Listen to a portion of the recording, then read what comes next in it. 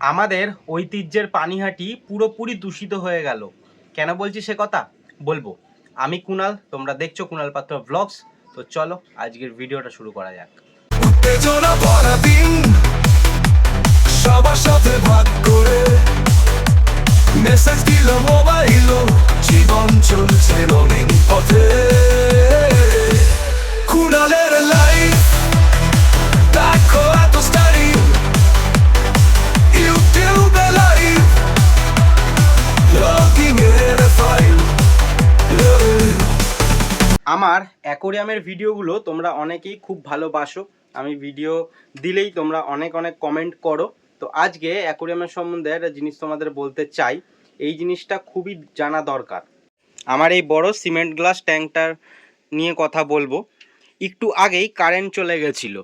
হ্যাঁ, তো এখন আমি আলোটা জেলে রেখেছি তোমাদের বোঝার জন্য। একটু আগে কারেন্ট চলে গেছিলো, তো দেখতে পাচ্ছ তার জন্য কি হয়েছে, ফিল্টারটা অফ হয়ে গেছে আর চলেনি ফিল্টারটা। তো সেই জন্যই তোমাদের একটা কথাই বলবো, যদি একবার কারেন্ট চলে যায় তোমরা আগে কিন্তু দেখবে যে পাম্পগুলো চলছে কি না। সবার অ্যাকোরিয়ামেই তো 24 ঘন্টা পাম্প চলে। তো কারেন্ট চলে যাওয়ার পরে অবশ্যই কিন্তু তোমরা দেখবে যে পাম্প চলছে কি না, কারণ একবার পাওয়ার কাট হলে কিন্তু পাম্প অফ হয়ে যায়, তারপরে আবার নাও চলতে পারে। তো তুমি ধরো খেয়াল করলে না, গরমের সময় হলে কিন্তু সব মাছ মরে যাবে। আমার এত বড় জায়গা, মাছগুলো ঠিকঠাক আছে, আমি এখনও পাম্পটা ঠিকঠাক করে চালাইনি। তো যদি তোমার ছোট জায়গা হয়, মাছ বেশি হয়, তখন কিন্তু মাছ মরে যাওয়ার চান্স থাকে। এটা খুব সামান্য একটা জিনিস, অনেকেই জানো অনেকেই জানো না। হ্যাঁ, তো প্লিজ এটা সবাই করো একবার। যদি কারেন্ট চলে যায় তারপরে কিন্তু আবার পাম্প চলে যায়, যদি কারেন্ট চলেও আসে। আবার অনেক সময় পাম্প নাও চলতে পারে, লুজ কানেকশান হয়, বা অনেক সময় পাম্পের গন্ডগোল হয়। আমার যেমন এই পাম্পটা একটু গন্ডগোল আছে, কারেন্ট চলে গেলে তারপরে একটু খোঁচাখুচি দিতে হয়, তারপরেই চলে। তো সেই জন্য বন্ধ হয়ে গেলে কিন্তু অসুবিধা হবে। এটা খুবই একটা ছোট্ট টিপস, মানে সামান্য, এটা না বললেও চললো, কিন্তু তাও আমি বললাম। আমাকে একজন কমেন্ট করেছিলে এই পুরোটা আমি বানিয়েছি কিভাবে। তো আমি একটা শর্টস অলরেডি দিয়েছি, আমার চ্যানেলে আছে, সেটা দেখতে পারো। আমি লিঙ্ক দিয়েছি, দেখো ডেসক্রিপশানে। তো এইটা কিভাবে বানিয়েছি, একটা ছোটো করে শর্টস। তাও বলি তোমাদের, এটা কিন্তু আমি মিস্ত্রিকে দিয়ে বানিয়েছি পুরোটা, মানে সিমেন্টের যতটা দেখছো মিস্ত্রিকে দিয়ে বানিয়েছি। আর কাঁচটা আমি লাগিয়েছি, কিন্তু কাঁচটা কিভাবে লাগিয়েছি এখন বলতে গেলে অনেকটা বড় হয়ে যাবে। আদেও দেখি তোমরা কজন জানতে চাও। যদি দেখি যে অনেকজন জানতে চাইছো, তাহলে আমি অবশ্যই বলবো যে কাঁচটা আমি কিভাবে লাগিয়েছিলাম, আর পুরোটা আমি আর একবার ডিটেলসে বলবো যে পুরোটা আমি কিভাবে করেছিলাম। যদি অনেকজনের কমেন্ট আসে আমি অবশ্যই বলবো, কিন্তু দেখো একজন দুজন কমেন্ট করো, সেই জন্যই আমি কি করে উৎসাহ পাবো বলো। তো সবাই ঝটপট করে কমেন্ট করো, তাহলে আমি নেক্সট ব্লগে বলবোই। আমাদের পানিহাটির বুকে আরও একখানা রেপিস্ট দেখা দিল আজকে। তোমরা হয়তো সবাই নিউজটা শুনে নিয়েছো, কারণ সব নিউজ চ্যানেলই মোটামুটি দেখাচ্ছে। তো এইবার যারা শুনুনি তাদের ঘটনাটা বলি। একজন বিজেপি নেতা, যার মা অসুস্থ, সেই অসুস্থ মায়ের জন্য আয়া না নার্স নিয়ে এসেছিল কলকাতা থেকে। তো সুযোগের সদ্ব্যবহার করেছে, তাকে সারা রাত্রির ধরে টর্চার করেছে, রেপ করেছে।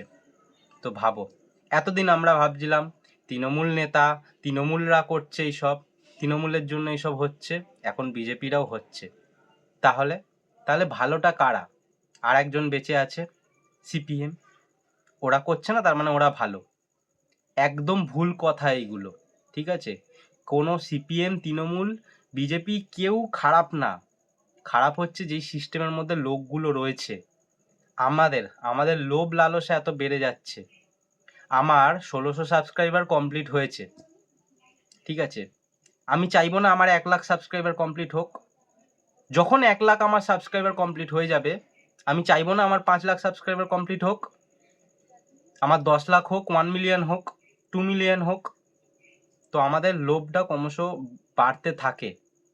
তো সেই জন্যই এত দুর্নীতি, এত মানুষের লোভ। আর ভাবো, এই যে জিনিসগুলো হচ্ছে এগুলো কিন্তু প্রাপ্তবয়স্ক লোকরা করছে।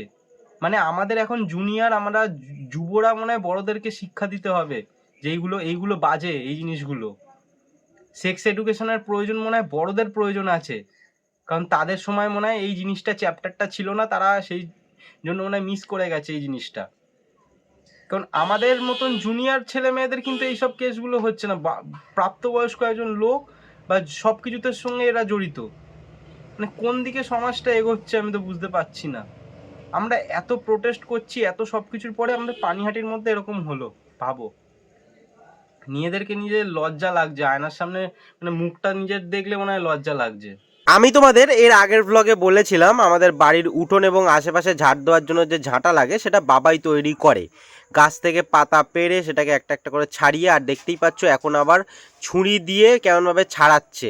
এরম করতে কিন্তু অনেকটাই খাটনি হয়, কিন্তু বাবা ধৈর্য ধরে সেই খাটনি দিয়ে ঝাঁটাটা বানায়। তো দেখো আজকে দুটো ঝাঁটা বাবা বানাচ্ছে, যে তৈরি করছিল ওটা হয়ে গেছে ছোলা। আগের দিনও ছুলছিল না, আগের দিন ছুলেছিল বাবা পাতা? ও আগের দিনও ছুলেছিল। এটা তো সরু হয়ে যাবে গো, এটা কি এটা এখন করবে না?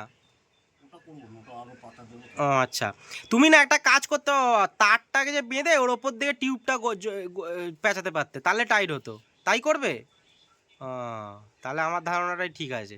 তো দেখো বাবা বাড়িতেই বানিয়ে ফেললো ঝাঁটা, পুরো পাতা ফাতা একদম ছুলে। একটা জিনিস ভীষণ ভালো লাগছে, আমাদের ক্লাবের দুর্গাপুজোর ব্যানার লাগিয়ে দিল।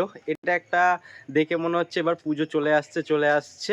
এখনও খুঁটি পুজো হয়নি, কারণ আমাদের ক্লাব তো একদম ছোটোখাটো, আর প্যান্ডেলও একদম ছোটোখাটো হয়, একচালার যে প্যান্ডেলগুলো হয়। তো আগে তো একদিন আগে প্যান্ডেল হতো, তার মানে হয়ে শেষ করে দিত একদিন আগে প্যান্ডেল হয়ে। তারপর মারা 2-3 বছর দায়িত্বে ছিল, তখন খুঁটি পুজো হতো রথের সময়, তখন প্যান্ডেল করতো। তো এখন আবার দায়িত্ব নেই, সেই জন্য এখন যারা দায়িত্ব আছে এখন খুঁটি পুজো মানে যখন করবে তখনই হয়তো পুজো করবে, যে রথের দিন করবে এরকম কোনো ব্যাপার না। কিন্তু একটা কথা তোমাদের কাছে জানতে চাই, তোমরাও কি বিশ্বাস করো যে এবারে দুর্গাপুজোর দরকার নেই যতক্ষণ না জাস্টিস হচ্ছে? আমি একটা মতামত তোমাদের জানাই, যে দুর্গাপুজো বন্ধ হলেই কি সব কিছু ঠিক হয়ে যাবে? আমরা সোশ্যাল মিডিয়াতে অনেকে কিন্তু অনেক কথাই বলি যে দুর্গাপুজো বন্ধ হয়ে যাক, দরকার নেই। কেন এগুলো? আমরা বাড়িতে পুজো করছি না ঠাকুরকে? আমরা যখন কোথাও বাড়ির বাইরে যাচ্ছি তখন ঠাকুরকে নমস্কার করে যাচ্ছি না? তাহলে ঠাকুরের পুজো কেন বন্ধ হবে? বিচারের মতন হোক, পুজো পুজোর মতন হোক। তুমি যদি জাস্টিস পাচ্ছ না বলে চিৎকার করো যে পুজো বন্ধ হয়ে যাক, এটা কখনোই হয় না। তুমি যে জাস্টিস যতক্ষণ না পাবে তুমি বলতে পারবে ততদিন আমি ভালো মন্দ কিছু খাবো না, আমি মাছ মাংস ডিম আমিষ জাতীয় কোনো খাবার খাবো না, একদম সিদ্ধ ভাত খাবো যতদিন না জাস্টিস মিলছে। বলতে পারবে? বলতে পারবে না। সপ্তাহে একদিন হলেও মাংস খাচ্ছি আমরা, মাছ 2 দিন হলেও খাচ্ছি সপ্তাহে। তো সব দিকটা ওইদিকে বজায় আছে, পুজো কেন বন্ধ? ঠাকুরের সাথে আমাদের কি আছে?